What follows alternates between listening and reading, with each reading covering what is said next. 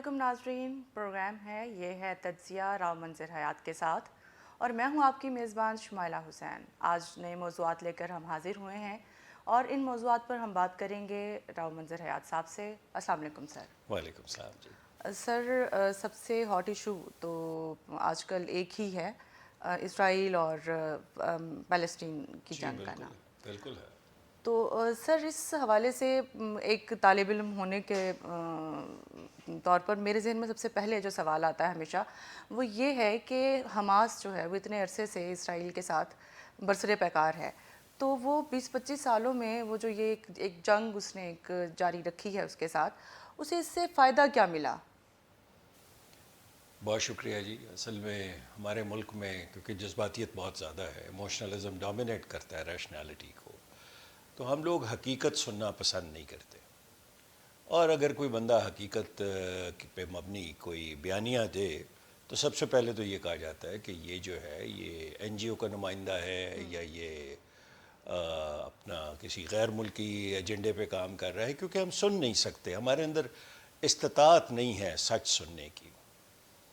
Hamas جو ہے 2006 کے الیکشن کے بعد الفتح کو اس نے کچھ ایریاز میں ہرایا اور 44% اس نے ووٹ لیے غزہ میں، اور اس کے مخالف جو پارٹیز تھیں جس میں الفتح یاسر عرفات کی جو پارٹی تھی اور ان کی پی ایل او سے جو افیلیٹڈ ہے اس نے 54% اور اس کے الائز نے 54% لیے۔ اب اس دن سے لے کے آج تک ہم یہ نہیں سمجھ سکتے، کہہ نہیں سکتے کہ کیا حماس جو ہے وہ ہمیں ریپرزینٹ کرتی ہے، یعنی غزہ کو ریپرزینٹ کرنے کی اس کے پاس لیگل اتھارٹی ہے۔ غزہ کی آبادی 23 لاکھ ہے، اور حماس کے کتنے بندے ہوں گے جو آرگنائزیشن کے ہیں؟ 10,000 ہوں گے، 15,000 ہوں گے، اور وہ کنٹینیوسلی پہلے وہ الفتح سے لڑ رہے تھے، یعنی پی ایل او سے لڑ رہے تھے، اسرائیل سے لڑ رہے ہیں۔ اب انہوں نے اسرائیل کے ساتھ گزشتہ 2 دہائیوں سے وہ مسلسل لڑ رہے ہیں۔ اچھا، میرا سوال ہے، میں ان کے نمائندے ٹی وی پہ پی ٹی وی پہ بھی آ رہے ہیں حماس کے، میرا سوال ہے کہ حماس کو 23 ایئرز یا 24 ایئرز ملے تو انہوں نے غزہ کے اندر سٹرکچر کیوں نہیں بنایا صحت کا، سڑکیں کیوں نہیں اچھی بنائیں، انہوں نے اسکولنگ کیوں نہیں اچھی کی، انہوں نے انفراسٹرکچر ڈیولپمنٹ اور گڈ گورننس کی طرف کیوں نہیں گئے؟ صرف لڑائی، اسلحہ اکٹھا کرنا ہے، 2-3 ملکوں سے خریدنا ہے یا ڈونیشن لینی ہے اور ٹنلز میں جمع کرنا ہے اور اسرائیل پہ حملہ کرنا ہے۔ یہ تو کوئی تھیوری نہیں ہے، اور یہ کسی قسم کی کوئی آپ یہ نہیں کہہ سکتے کہ میچیور پالیسی ہے۔ اگر ہم صرف لڑائی کی بنیاد پہ اور کانفلکٹ کی بنیاد پہ ایشوز کو ریزالو کریں تو اسرائیل سے تو لڑ ہی نہیں سکتی حماس۔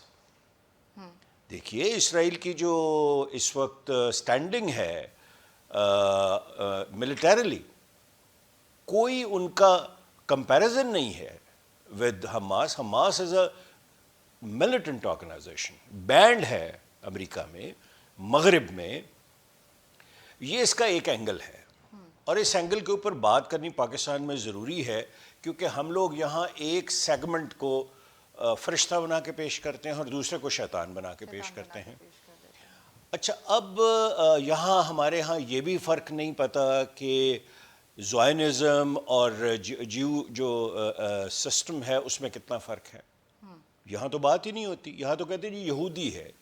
بھئی لاکھوں یہودی ہیں جو فلسطین کے حق کے اندر باتیں کرتے ہیں، لاکھوں، اور بہت لوگ ہیں جو کہ بیانات دیتے ہیں کہ فلسطینی جو مسلمان ہیں ان کو پوری آزادی ہونی چاہیے پریکٹس کرنے کی، لیکن کیونکہ ہمارا ایک سٹینس ہے پاکستان کا جو کہ کوئی سٹینس نہیں ہے، جیسے دنیا میں چند 2-4 ملک رہ گئے ہیں جو ہمارے طرح کے ہیں پسماندہ ذہنی طور پہ، وہ رہ گئے ہیں جو کہ اسٹیریوٹیپیکل باتیں کرتے ہیں، ادروائز جو سویلائزڈ ورلڈ ہے اس کا بیہیویئر ہم سے بالکل ڈیفرنٹ ہو گیا ہے۔ اب ہمیں کیا، اب صورتحال کیا ہے کہ اسرائیل نے، آپ نے کہا جی کہ حماس نے حملہ کیا سیٹرڈے کو، پچھلے سیٹرڈے کو۔ بالکل۔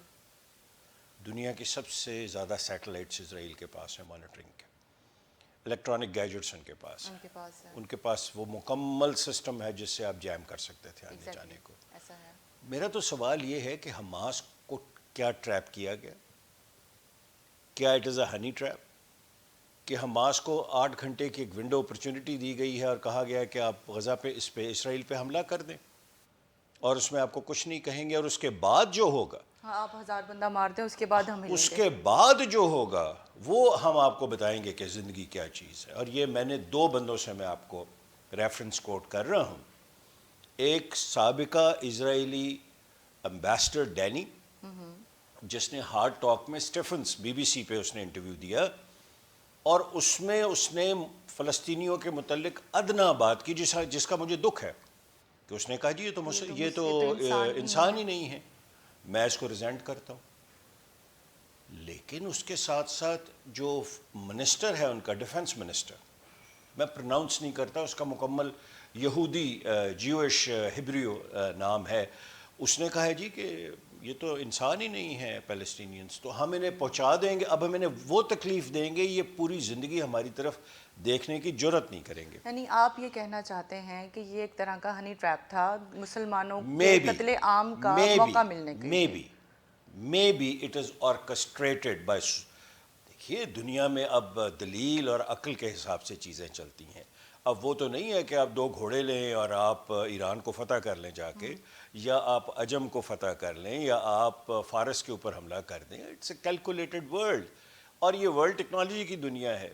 یہ اب ایک آدمی کے پاس بہت جذبہ ہے، مانتے ہیں جی بہت جذبہ ہے، سامنے اس کے سپر سونک F-16 سے F-18 جو ہے وہ اسے مار رہا ہے، تو آپ کیا کر لیں گے؟ جذبہ کیا کر لے گا؟ انہوں نے مارے نہیں ہیں لیبنان کے اندر کل جو الجزیرہ کے نمائندے تھے، انہوں نے ٹارگٹ کر کے مارا ہے. میں اب بھی یہ سمجھتا ہوں کہ ہمیں کاشس اپروچ، ذمہ دارانہ بات کرنی چاہیے، اور ہمیں یہ کہنا کہ جی ہم مکمل ایک فریق کے ساتھ ہیں ایک کے خلاف ہیں، اس سے نکل کے ہمیں یہ کہنا چاہیے کہ دونوں فریق جو ہیں وہ آپس میں بیٹھ کے صلح کریں.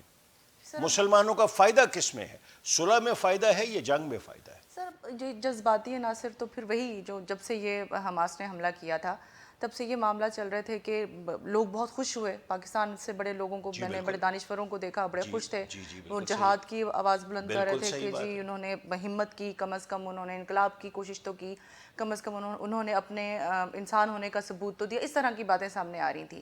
تو اب پوری دنیا بھی اس ٹائم فلسطین کے حق میں مظاہرے بھی ہو رہے ہیں. آپ کو پتہ ہے مغربی ممالک میں بھی مظاہرے ہو رہے ہیں، پاکستان میں بھی ہو رہے ہیں، اور دیگر جو ہیں ہمارے مسلمان ممالک وہاں بھی ہو رہے ہیں. لیکن اب جو صورتحال ہو چکی وہ آپ کو پتہ ہے کہ اسرائیل اب پلٹ کے آیا ہے، تو اسرائیل تو بہت بری طرح سے بدلہ لے رہا ہے ایک طرح سے، اور بہت لوگ مارے جا چکے ہیں. غزہ تقریباً اس ٹائم تباہ ہو چکا ہے، لوگوں کے انخلاء کا سلسلہ جاری ہے. لوگ کدھر جا رہے ہیں ان کو خود نہیں پتہ، ان کا پانی بند ہے، ان کی الیکٹریسٹی، وہاں صحت کی ان کو سہولیات نہیں مل رہی. تو یہ ساری یہ صورتحال کے بعد حماس کا یہ جو کارنامہ، مطلب جسے لوگ اپنی طرف سے، مطلب میرے بھی خیال میں یہ شروع میں رہا ہے کہ جی انہوں نے بہت ہمت کی، انہوں نے کم از کم گھس کے اسرائیل کے گھر میں جا کے انہوں نے حملہ کیا. تو اب یہ جو سینیریو ہے اس میں مسلمان کہاں جائیں گے، جو اسپیشلی پیلسٹائن کے؟ کوئی جگہ نہیں ہے ان کے لیے. حماس نے اتنا بڑا ایک لیگل، اخلاقی اور ایڈمنسٹریٹو جواز دے دیا ہے اسرائیل کو لڑنے کا کہ آپ تصور نہیں کر سکتے. اور وہ جو کر رہے ہیں، میں مانیٹر کر رہا ہوں، دیکھ رہا ہوں فارن میڈیا کے اوپر، وہ غزہ کو ایئر سٹرائکس نہیں کر رہے، وہ غزہ کو پورا میدان بنا رہے ہیں. ایسا ہی ہے. اور ایک رات کے اندر 1000 سے زیادہ ان کے اساٹیز ہوتی ہیں جہازوں کی، جو اس کے اوپر فاسفورس بامبز وہ استعمال کر رہے ہیں، جو کہ hundreds of degrees body flesh کے اندر جاتا ہے اور مر جاتا ہے. بندہ تو اس کے سامنے کچھ بھی نہیں ہے. وہ ویپنری استعمال کر رہے ہیں جو کہ ہم سوچ بھی نہیں سکتے. تو میرا سوال پورے پاکستان کی انٹیلیجنسیا سے یہ ہے، مذہبی جماعتوں سے یہ ہے کہ کیا یہ مسلمانوں کی خدمت ہو رہی ہے؟ کیا حماس نے واقعی خدمت کی ہے ہماری؟ ان کا ایک بندہ ہمارے ٹی وی پہ کل بیٹھا ہوا کہہ رہا تھا، اردو میں درمیانی سے اردو بول رہا تھا کہ جی ہم ہمارا عزم بڑا بلند ہے. تو یہ عزم جو ہے یہ ہم مسلمانوں کو کہاں لے کے گیا ہے؟ یعنی کل کی بات میں آپ کو بتاتا ہوں کہ اسرائیل نے انتہائی اللیگل آرڈر پاس کیا ہے کہ آپ غزہ کی ایک کنارے سے دوسرے کنارے پہ چلے جائیں. 11 لاکھ بندے. لوگ ماننے پہ مجبور ہیں. اگر حماس اتنی ہی مضبوط ہے تو وہ نہ مانے آپ اسرائیل کا یہ جو اللیگل حکم ہے. میں اس کو اللیگل ابھی بھی سمجھتا ہوں, لیکن جنگوں کے فیصلے طاقتور فریق کے حق میں ہوتے ہیں. یہ ہمیشہ سے ایک اسٹیبلشڈ وہاں صرف نام جذبہ ہے. اور جذباتی نعرے یہ کام نہیں آتے. دیکھیے میں آپ کو ایک مثال دینا چاہتا ہوں. میں آج کالم میں لکھ کے آیا ہوں, پتہ نہیں وہ لوگوں کو پسند آئے کہ نہ آئے. خلافت موومنٹ جب ختم ہوئی ٹرکی میں, تو یہاں ایک خلافت جب وہاں ختم ہوئی تو خلافت موومنٹ ایک شروع کی گئی جو 4.5 سال رہی, جس کے اندر بڑے جید مذہبی رہنما جمعیت الاسلام ہند, ابوالکلام آزاد, گاندھی, جوہر برادرن, ان کی والدہ شامل تھے. جی جی. کیا ڈیمانڈز تھی ان کی, کیا حکم تھا مسلمانوں کے لیے؟ سرکاری نوکریاں چھوڑ دو, سرکاری انگریزوں کی عدالت میں پیش نہیں ہونا, تمغے سارے واپس کرو, اسکولوں اور کالجوں سے بچوں کو نکالو, نکال لو, اور اس کے بعد جو ہے یہ دارالحرب ہے, افغانستان چلے جاؤ. 18,000 خاندان گئے ہیں افغانستان, اور جب افغان کنگ نے لیا نہیں ہے اور واپس آئے ہیں واپس آنا پڑا انہیں. تو برباد ہو گئے تھے. اور وہ پورا ویکیوم جو کریٹ ہوا تھا 4 سال کے اندر, وہ سارے ہندوؤں نے بھر دیا تھا. آج بھی یہی ہو رہا ہے. ہمیں بیوقوف بنا کے, لڑوا کے, برباد کر کے, ہمارے بچوں کو شہید کروا کے, 6 سال 2 مہینے 4 مہینے کے بچے شہید ہو رہے ہیں غزہ میں. ہمیں بتایا جا رہا ہے کہ واہ جی واہ کمال ہو گیا حماس نے تو جی حماس کو کیا مل رہا ہے کمال. یہ کر کے؟ میں لوگوں سے پوچھتا ہوں یہ بات, ناراض ہوتے ہیں لوگ میرے سے. مجھے آپ بتائیے کہ 2 آپ کے پیلسٹین کے مکمل حصے ہیں, دوسرے حصے میں تو کوئی جنگ نہیں ہو رہی, دوسرا حصہ تو ملک مکمل پرامن ہے. تو یہاں کیا مسئلہ ہے؟ اور میں اب دوبارہ آپ سے پوچھتا ہوں کہ اسرائیل بہت زیادہ ظلم کر رہا ہے, اس میں کوئی شبہ نہیں ہے, اور ہم اس کو ریزینٹ کرتے ہیں, لیکن مجھے یہ بھی سمجھائیں کہ کیا حماس کے پاس یہ مینڈیٹ ہے کہ وہ 23 لاکھ لوگوں کو ذبح کروا دے اور پھر سینہ تان کے کہیں کہ جی قطر سے ہمیں امداد آ رہی تھی اور ایرانی بھائی ہمارے ساتھ تھے اور فلاں ہمارے ساتھ تھے اور ہم نے اسلام کی بڑی خدمت کی ہے؟ یہ تو ایک انسیول, میں یہ کہوں گا پروڈنٹ اپروچ نہیں ہے. تو مسلمانوں کو آن دا ہول اس میں بڑا نقصان ہوا ہے, اور مجھے سمجھ نہیں آ رہی کہ یہ نقصان جو ہے کیسے پورا ہوگا, کیونکہ انہوں نے تو اب یہ ڈیسائیڈ کر لیا ہے کہ گراؤنڈ اوفینسو کے بعد, وہ فضائی اوفینسو کے بعد وہ تو گراؤنڈ کے اوپر جائیں گے غزہ میں. اسرائیل نے کیے. آپ اس کو کیسے آپ ریزسٹ کریں گے؟ کیا کریں گے آپ اس کے مقابلے؟ اچھا سر, یہ جو اسرائیل اور فلسطین کے جو معاملات ہیں, اس کا جو اثر ابھی جو کچھ عرصہ پہلے ہم دیکھ رہے تھے کہ سعودی عرب کے ساتھ اسرائیل کے کچھ معاہدے ہونے جا رہے تھے, کچھ حالات بہتر ہونے جا رہے تھے, تو اس ڈیل پر یا اس جو وہ معاہدے ہونے والے تھے ان پہ کیا اثرات ہوں گے؟ میں یہ عرض کروں گا کہ آج سے چند سال پہلے امریکن ایشورنسز اور گارنٹیز کے بعد کچھ معاہدے ترتیب دیے گئے تھے مڈل ایسٹ کے اور اسرائیل کے, جیسے ابراہیمک اکارڈز کہا جاتا ہے, جس میں پھر یو اے ای جو ہے وہ بالکل کھل کے ان کے ساتھ آیا, اور یو اے ای نے انہیں بالکل اوپن جگہ دی اپنے ملک میں, اور اس کے ساتھ ساتھ اور بہت سے مسلمان ملک ہیں جنہوں نے سپیس دینی شروع کی اسرائیل کو. سعودی عرب کیونکہ ایک بہت بڑا سٹیک ہولڈر ہے اسلامک ورلڈ میں, تو ڈیفینیٹلی ان کو انکلوڈ کرنا ضروری تھا. تو ایم بی ایس کی اور جو اسرائیلی سسٹم میں جو لوگ میٹر کرتے ہیں ان کی تو آپس میں ٹوٹل انڈرسٹینڈنگ ہے. اس انڈرسٹینڈنگ پہ اس جنگ سے کوئی فرق نہیں پڑے گا, کیونکہ وہ کوئی 1-2 دن یا ایک حادثے کی پیداوار نہیں ہے. اس کے پیچھے سعودی عرب کے اپنے مفادات ہیں, رائل فیملی کے مفادات ہیں, ان کی حفاظتی انتظامات جو ہیں اس پہ امریکن سے گارنٹیز لی گئی ہیں, اور اس کے بعد انہیں کہا گیا ہے کہ ہم ان سے اچھا ایک تعلق رکھیں گے. ڈکلیئرڈ تعلق, انڈکلیئرڈ تعلق تو سعودی عرب کا آج بھی ہے اسرائیل سے. تو میں نہیں سمجھتا کہ اس وار سے یہ کہا جائے کہ ہالٹ ہو جائے گا, ختم ہو جائے گا, کیونکہ بنیادی طور پہ جو ابراہیمک اکارڈز, ویسے میں نے پاکستان میں عجیب بات ہے کہ کسی نے یہ ذکر ہی نہیں کیا کہ یہ تو ایک کمپوزٹ اکارڈز جو ہیں وہ چل رہے ہیں 5 سال سے, تو سعودی عرب اس کا حصہ بن چکا ہے, اور وہ اس سے بالکل نہیں نکلے گا، کیونکہ ان کا اپنا سسٹم جو ہے وہ بہتر ہوتا ہے ان اسرائیل سے بات کر کے، اسرائیل سے کو تسلیم کر کے. اور شاید آپ کے لیے حیرانی ہو کہ اس کے عوض ایم بی ایس نے کیا مانگا ہے. امریکنز نے جب یہ کروایا، اس نے کہا جی ہماری جو پوری سیکیورٹی ہے رائل فیملی کی وہ انشور ہوگی. امریکنز نے کہا بالکل ہوگی. ہمیں ٹاپ آف دا لائن اسلحہ ملے گا، انہوں نے کہا جی بالکل ملے گا آپ کو. اور تھرڈ، ہماری ایڈمنسٹریشن یا ہماری جو رول ہے وہ بالکل انٹرپٹڈ ہوگا. تو وہ تینوں باتیں انہوں نے مان لی. تو اگر اب آج ہم یہ کہیں کہ کوئی بھی ملک دوسرے ملک کے لیے اپنی گردن دینے کے لیے تیار ہے، تو شاید پاکستان کے علاوہ کوئی اور ملک یہ نہیں کرے گا. ٹرکی ہے، ٹرکی کا امبیسڈر ہے، اسرائیل کو ایکسیپٹ کیا ہوا ہے. اربوں ڈالر کی ٹریڈ ہے ان کی، اسرائیل کی اور ٹرکس کی. اور ہمارے یہاں بتایا جاتا ہے ترکیہ، مجھے ویسے لفظ بھی سمجھ نہیں آیا کہ ٹرکی سے ترکیہ کیسے بن گیا. ترکیہ جو ہے جی وہ مسلمانوں کو آزاد کروائے گا اور وہاں ان کی افواج جو ہیں جائیں گی اور وہ بڑے مضبوط ہیں. تو میں قاصر ہوں اس جذباتیت کا جواب دینے سے. میرے پاس کوئی ریشنل جواب نہیں ہے کہ ہم اپنے قومی مفادات پاکستان کے ہم کیوں ایٹ سٹیک لا رہے ہیں. ہمارا ٹھیک ہے، یا تو مجھے بتا دیں کہ ہمارے اوپر برا وقت آیا، مشکل وقت آیا ایسٹ پاکستان میں، تو کن ممالک نے ہماری مدد کی جی؟ سر کوئی بھی نہیں ہوتا. کوئی بھی نہیں آیا. اور اچھا ابھی بھی اس وقت بھی دیکھیں فلسطین کے ساتھ بھی جتنے بھی مسلمان ممالک ہیں ان کی طرف سے مذمتی بیان تو جاتے ہیں، لیکن اس کے علاوہ کسی طرح کی کوئی مدد نہیں ہوتی، کوئی ان کے ساتھ کھڑا بھی نہیں ہو سکتا ہے. سمجھدار لوگ ہیں نا جی، اپنے قومی مفادات کو دیکھتے ہیں وہ لوگ. ادھر پاکستان کو سب سے زیادہ جو ہے وہ یہ ایشو بھی ہوتا ہے، وہ اس کے حق میں بول بھی رہے ہوتے ہیں، لیکن اسرائیل کو وہ واقعی جیسے آپ کہہ رہے ہیں کہ ایک تو بالکل ولن بنا دیتے ہیں. لیکن سر ایک سوال یہاں ایک اور بھی آتا ہے کہ آخر اس سارے عرصے میں اسرائیل کو کیا ملا جو غزہ کے ساتھ وہ ایک عرصے سے ایک ذکر ٹسل میں ہے وہ بھی مسلسل. دیکھیے یہ فرسٹ ورلڈ وار کے بعد جیوز کو فلسطین میں زمین خریدنے کی اجازت دی گئی، اس سے پہلے اجازت نہیں تھی. اور آپ حیران ہوں گی، میرے ایک دوست ہیں کالم رائٹر، ناراض ہو گئے کہ یہ بات آپ نے کیوں لکھی ہے.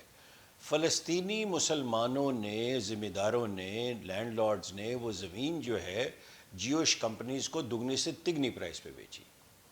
انہیں کوئی اندازہ نہیں تھا، جس میں جوش فنڈ والے بھی تھے، انہیں کوئی اندازہ نہیں تھا کہ کل یہ اپنی ریاست بنانے کے لیے یہ زمین استعمال کریں گے. صحیح. اچھا اب یہ تو اس میں تو کوئی شک ہی نہیں ہے کہ اسرائیل جو ہے وہ سپر پاورز کا، برطانیہ اور امریکہ کا، ان کے الائنس کے بعد پیدا کیا گیا ہے.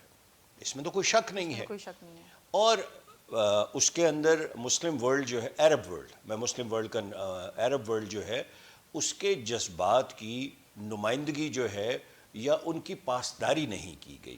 جیسے ایجپٹ کی بات ہے، انہوں نے جو بھی سلسلہ ہوا، لیبنان ہے، جارڈن ہے، تو ڈیفینیٹلی عربز کے ساتھ ایک مسئلہ تو ہے یہ.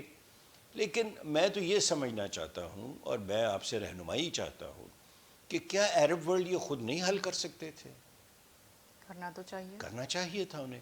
آپ جارڈن چلے جائیں، جارڈن کے اسرائیل، جارڈن مسلمان ملک ہے، ہاشمی وہاں کا، ہیشمائٹس کی حکومت ہے، پرامن تعلقات ہیں اسرائیل سے، کوئی مسئلہ نہیں ہے ان کا کسی قسم کا.